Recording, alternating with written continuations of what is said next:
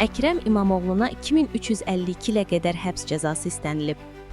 İstanbul Böyükşəhər Bələdiyyəsinin vəzifəsindən azad edilərək həbs olunan sədri Əkrəm İmamoğlunun cinayət işi üzrə 402 şübhəli barəsində ittiham irəli sürülüb.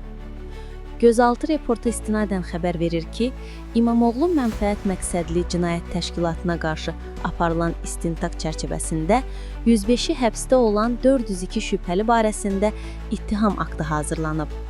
İstanbul Baş Prokurorluğu tərəfindən hazırlanan ittiham aktında ümumilikdə 143 fərqli hərəkət üzrə İstanbul Ağır Cəza Məhkəməsində iddia qaldırılıb.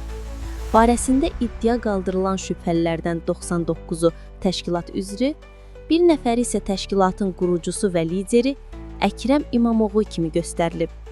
Məlumata görə İmamoğluna 2352 ilə qədər həbs cəzası istənilib. Gündəlik hadisələrdən xəbərdar olmaq üçün bizi izləyin. Söz altında yox, göz altıda qalın.